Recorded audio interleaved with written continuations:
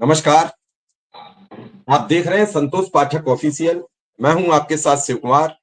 हमारे साथ हैं आदरणीय संतोष पाठक। स्वागत और अभिनंदन।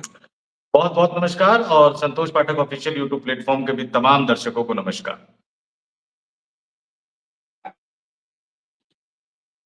बड़ा जोर शोर है एसआईआर पर और सर का जोर है सर पर।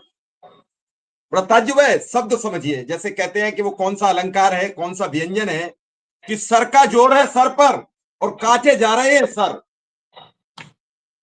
सर का जोर है सर पर और काटे जा रहे हैं सर, और मुर्दों के साथ बैठकर राहुल गांधी पी रहे हैं चाय। बड़ी अजीबोगरीब स्थिति बना दी है। सुप्रीम कोर्ट घबरा गया। उस दिन योगेंद्र यादव से कहने लगा, भैया इन मुर्दों को तो रोको, कहां से ले आए। वो कह रहे थे हुजूर ये जिंदा है, लेकिन आपके चुनाव आयोग ने इन्हें मार दिया। कुछ ही पलों में बड़ा फैसला आने वाला है। घड़ी में 12 बज रहे हैं और इस मुद्दे पर अब सुप्रीम कोर्ट में लड़ाई निर्णायक मोड़ पर पहुंच गई है। फैसला आएगा, आपके समक्ष आएगा, सुनवाई जारी है। कई तरीके की बातें आ रही हैं, कई सवाल खड़े हो रहे हैं, कई बिंदु बन रहे हैं, और इस दौरान कई लोग ये भी कह रहे हैं कि अब नायडू राहुल गांधी के संपर्क में। धनखड़ साहब निकल के बाहर आने की चर्चा है। आखिर राजनीति में 180 अंश घूम गई है, और अगर इसने 360 अंश घूमने का काम किया तो कई राज्यों की सरकारें प्रभावित होंगी, केंद्र की सरकार प्रभावित होगी, और उसके बाद अगला सिनेरियो तय होगा। बिहार एक अलग भूमि है। बिहार से कभी भारतीय जनता पार्टी ने, शाह खेमे ने जीत नहीं हासिल की है। बिहार में जो जीत मिलती है वो उन्हें नीतीश के कंधों से मिलती है। जब जब नीतीश के कंधों से दूर रहे तो यही भारतीय जनता पार्टी जब पूरे भारत में परचम लहरा रही थी तब 53 सीटों पर निपट गया था पूरा गठबंधन। तब रामविलास पासवान जी भी जिंदा थे, तब 53 सीटें मिली थी। भाजपा खुद 33-34 के आंकड़े पर सिमट गई थी। ऐसे दौर में बिहार की सरजमी से क्या निकलेगा लबोलबाब, जब राहुल गांधी तेजस्वी मिलकर सड़क पर उतरकर बताएंगे कि सर के जरिए सर काटे गए। इस इन्वेस्टिगेशन के जरिए वोट काटे जा रहे हैं।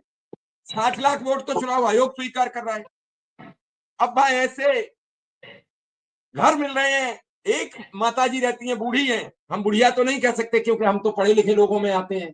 एक बूढ़ी माँ के घर में हिंदू, मुसलमान, सिख, ईसाई सब रहते हैं, 90 लोग रहते हैं।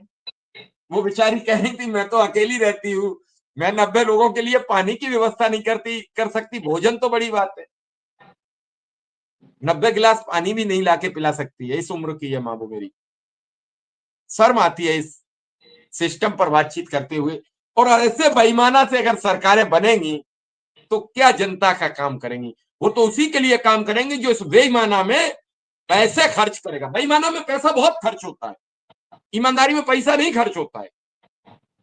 लोगों तक वो बेईमाना रोकना, लोग उस तक पहुंचे ना, सब चीज रोक के रखनी पड़ती है। संतोष जी, क्या खबर है अब आज को लेकर सुप्रीम कोर्ट की? शिव जी, जो खबर आपने कही उस खबर से पहले थोड़ा सा मैं अपने दर्शकों को संबोधित। आपने कहा सिस्टम, आपने कहा नेता, आपने कहा पैसा। दुर्भाग्य से इस देश में कई ऐसे अंधभक्त भी हैं जिनकी संख्या कोई सैकड़ों, हजारों, लाखों नहीं बल्कि हो सकता है करोड़ों में हो, जो कल हमारी स्टोरी पे कई तरह की टिप्पणी आकर कर रहे थे। उन्होंने हमारे विधायकों वाली स्टोरी पे कहा कि आप लोग जातिवादी पत्रकारिता कर रहे हो। अब भैया, जातिवाद के आधार पे विधायक करे बैठक 5 स्टार होटल में और हम वो खबर भी ना बताएं, हैं? जातिवाद के आधार पर प्रशासन और सरकार फैसले ले और हम वो खबर भी ना बताएं। असली भैया, पत्रकारिता तो यही थी ना। असली संतोष पत्रकारिता साहब, तो यही थी ना। अरवी की सब्जी खाकर अगर आप ये सोचो कि बदहजमी नहीं होगी तो गलत बात है। अगर आप जातिवाद की बात करोगे तो ठीक है, आप थानों से लेके जिलों से लेके कप्तान तक भूमिका करो तो ठीक है, और संतोष पाठक और शिव कुमार मिश्रा उस खबर को पढ़ दें जो जातिवाद हो जाए, तो ऐसा दोहरा चरित्र कैसे चलेगा। इसी दोहरे चरित्र से ये आवरण हम नोच लेंगे। इसी दोहरे चरित्र से जो ऊपर कपड़े वस्त्र पहने घूम रहे हैं हिंदुत्व के, ये हम नोच लेंगे, इस चुनाव में निर्वस्त कर देंगे। कि नहीं, हिंदुत्व और सिर्फ एक छलावा है और हिंदुत्व सिर्फ वोट के लिए है, बाकी हिंदुत्व नहीं है। अगर बाकी हिंदुत्व होता तो नरेंद्र मोदी पश्चिम बंगाल की सरकार बर्खास्त करते जब वह हिंदू मारे जा रहे थे। किसने रोका? क्यों नहीं की बर्खास्त? मना किसने किया था? ये आवरण दोहरा उतार दीजिए। और अमित शाह क्या कहते हैं? वोट के वक्त कहते हैं मैं हिंदू हूं, और उस दिन क्या कह रहे थे कि मैं पक्का बनिया हूं। पाई पाई से हिसाब लेता सब जातिवाद कहां चला जाता है? जब देश के गृह मंत्री सार्वजनिक मंच पर यह कहें मैं पक्का बनिया हूं, पाई पाई का हिसाब कर लेता हूं, तो वो हिंदुत्व कहां चला जाता है? नहीं, ये जो और ऐसे दिखावे का हिंदुत्व नहीं है, और ये जातीयता बड़ी है। अगर संतोष सर समझेंगे तो इस बार 14 के बाद जो जातीयता रुकने का नाम ले रही थी वो बड़ी है। वो बड़ी है, वो बड़ी है। और मैं बड़े सिंपल तरीके से बता दूं ऐसे दर्शकों को, भक्तों को, अगर भगवान ने थोड़ी बहुत बुद्धि दी हो तो सोचिएगा कि अखिलेश यादव के टाइम में भी मीडिया यही खबरें चलाती थी ना, यादव यादव यादव। अगर वो खबर सही थी तो आज के जमाने में गलत कैसी है? दूसरी बात, हिंदुत्व की राजनीति करने वाले प्रधानमंत्री नरेंद्र मोदी अपने आप को चुनावी मंचों से ओबीसी क्यों कहते हैं? जाति का राग अलापते हैं। मंत्रिमंडल का गठन होता है तो ये बताया जाता है, पत्रकारों को, हम लोगों को स्पेशल व्हाट्सएप किया जाता है कि इतने मंत्री ओबीसी कोटे से बने हैं। बाकायदा इसको बताया जाता है कि ओबीसी मंत्री कितने हैं, पदाधिकारी कितने हैं, इस तरह की बातें कही जाती है। तो आप जातिवाद करो और जातिवाद को आपकी हरकतों की खबर हम बताएं तो आप आलोचना करो।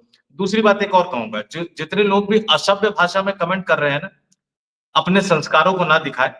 आप विरोध कीजिए, आलोचना कीजिए, लेकिन सभ्य शब्दों में कीजिए, सभ्य भाषा में कीजिए, और जो गलती है उन गलतियों को सुनने की हिम्मत रखिए। और अब आते हैं इस एसआईआर अभियान पर। सुप्रीम कोर्ट में पिछले 2 दिनों से लगातार सुनवाई चल रही है। आज तीसरे दिन की सुनवाई है, मैराथन सुनवाई है। और पूरा मसला क्या है, 24 जून को चुनाव आयोग ने फैसला लिया और 10 जुलाई से सुप्रीम कोर्ट में ये मामला चल रहा है। सुप्रीम कोर्ट भी तारीख पर तारीख, तारीख पर तारीख, तारीख पर तारीख। मैं इसकी तकनीकी चीजों पे शिव जी बाद में आऊंगा, पहले मैं सिर्फ 2-3 चीजें बता देता हूं। सुप्रीम कोर्ट में चुनाव आयोग ने कहा Aadhaar card, ration card, voter card मान्य नहीं है।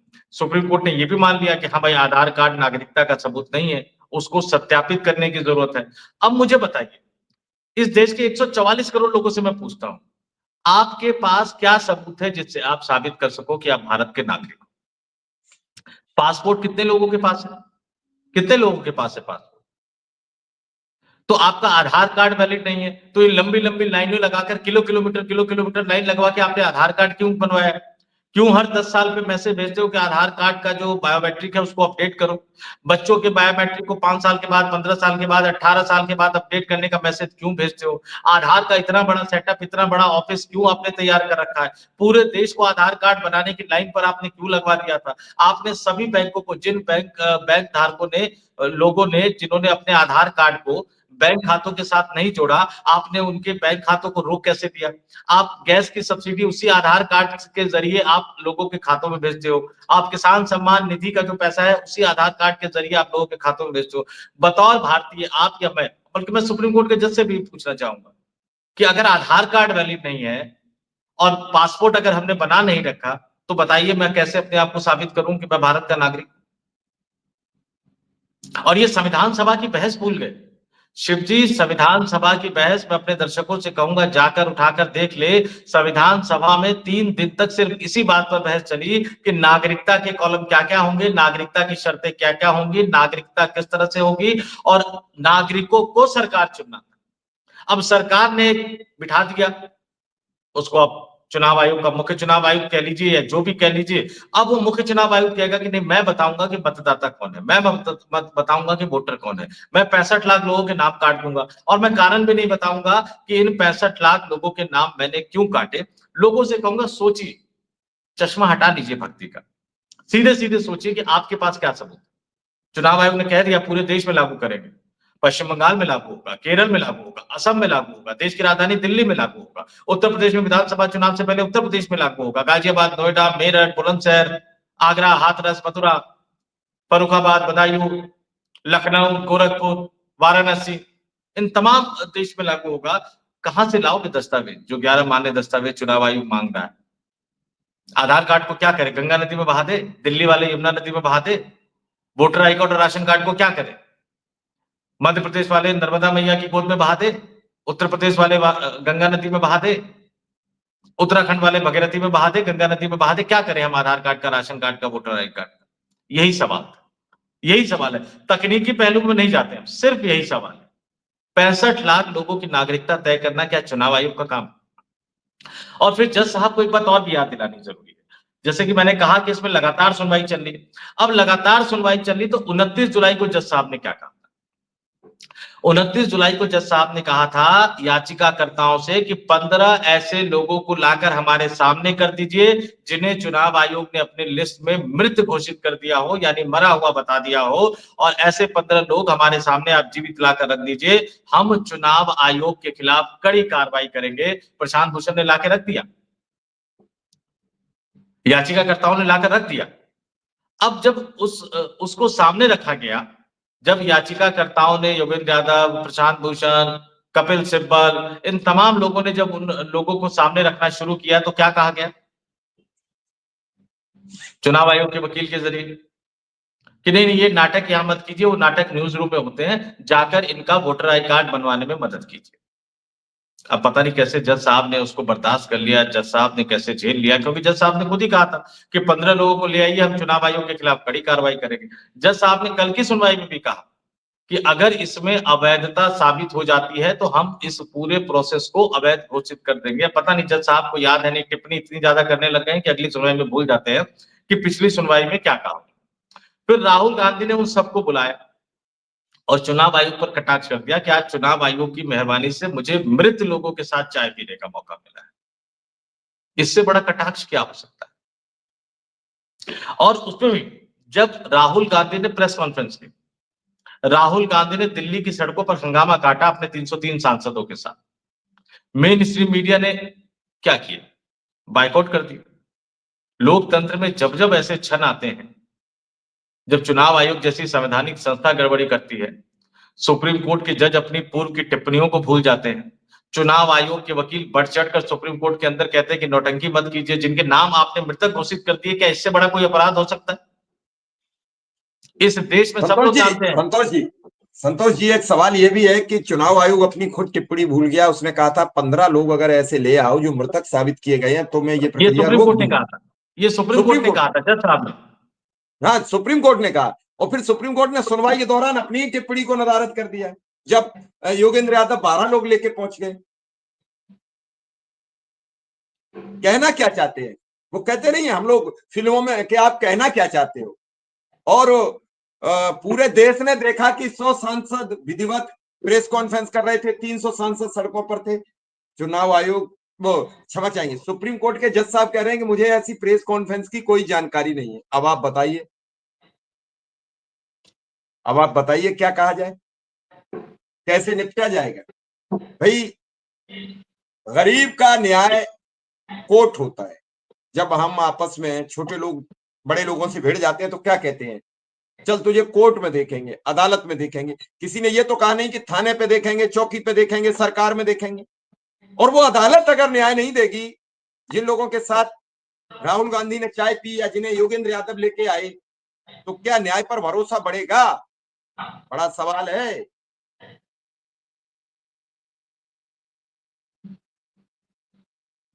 एक बड़ी बात देखिए, इसके साथ ये भी जुड़ा हुआ है।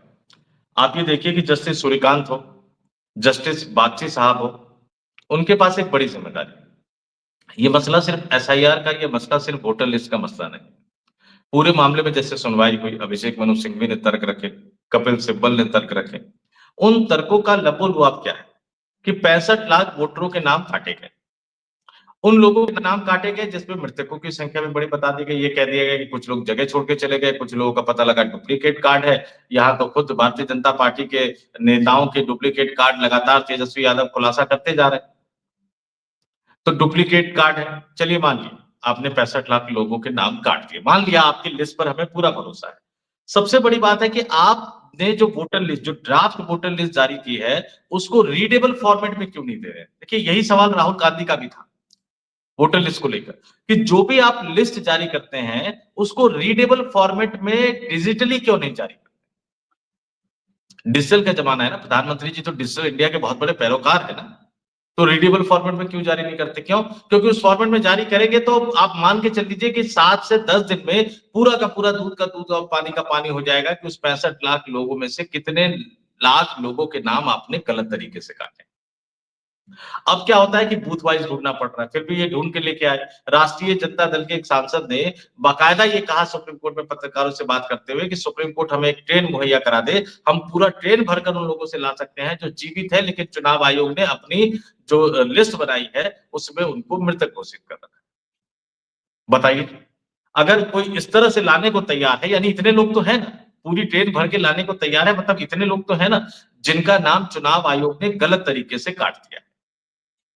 फिर हम और आप और ये जैसे लोग कहेंगे ट्रेन में भरकर आए मृतक,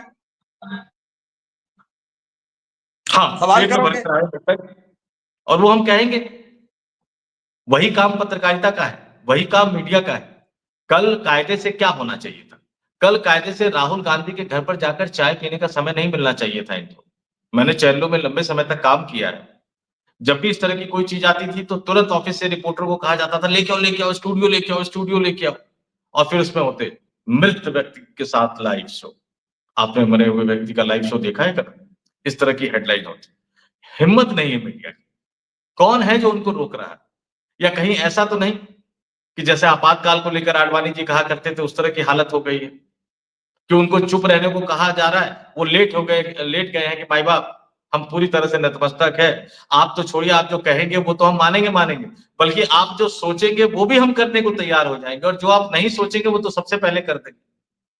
कायदे से शो में कल तमाम टीवी चैनलों के शो में मृतक लोगों को बिठाकर शो करना चाहिए था कि उनका नाम क्यों काट दिया गया। अब एक पते पर 240 लोग दर्ज है, जो चुनाव आयोग कह रहा है कि हम फर्जी मतदाताओं के नाम काटने की बात कर रहे हैं, तो एक पते पर 240 मतदाता दर्ज है। अब जस्टिस सूर्यकांत ने कहा कि नहीं 240 लोग एक साथ एक घर में कैसे रह सकते हैं? तो जनाब सुप्रीम कोर्ट को यही तो देखना है कि 65 लाख लोगों के नाम काटेंगे, जिनको मृतक बताया गया वो जीवित होकर आ गए। एक पते पर 240 लोगों के नाम दर्ज है, double double EPIC card, voter I card निकल रहे हैं, और चुनाव आयोग जो है Aadhaar card, ration card, voter card को मान्यता देने को तैयार नहीं। और चुनाव आयोग अपने संवैधानिक अधिकारों का बाबा साहब भीमराव अंबेडकर, राजेंद्र प्रसाद, जवाहरलाल नेहरू, सरदार वल्लभ भाई पटेल जैसे तमाम स्वतंत्रता सेनानियों ने जो संविधान में जो हद तय की थी चुनाव आयोग की, चुनाव आयोग अपने संवैधानिक हद को पार कर रहा है। अब वो सिर्फ वोटर लिस्ट नहीं तय कर रहा है, सिर्फ इस एसआईआर के जरिए वो ये तय कर रहा है कि कौन भारत का नागरिक है, कौन भारत का नागरिक नहीं है। अब अगर वोटर लिस्ट पे व्यवहारिक दिक्कतें बताता हूं, एसआईआर हो गया, चलिए 1-2 साल बाद वोटर लिस्ट से नाम कट गया, आधार कार्ड वैलिड नहीं, वोटर आई कार्ड से नाम कट गया, जो आपके पास है भी वो कागज का टुकड़ा रह गया, राशन कार्ड आपका वैलिड नहीं, जन्म प्रमाण पत्र पुराने जमाने में कहां कोई बनाता था। आज भी गांव में अस्पताल कहां है? कहां है गांव में अस्पताल? कितने गांव में अस्पताल है? जिलों के अस्पतालों की हालत कोई जाके देख ली कि जिलों के अस्पतालों की हालत क्या है। 2 साल 4 साल बाद कह दिया जाएगा नहीं आप तो वोटर भी नहीं हो, मतदाता भी नहीं हो, तो भारत के नागरिक भी नहीं। क्या करेंगे? हिंद महासागर में फेंक के आ जाएंगे सबको।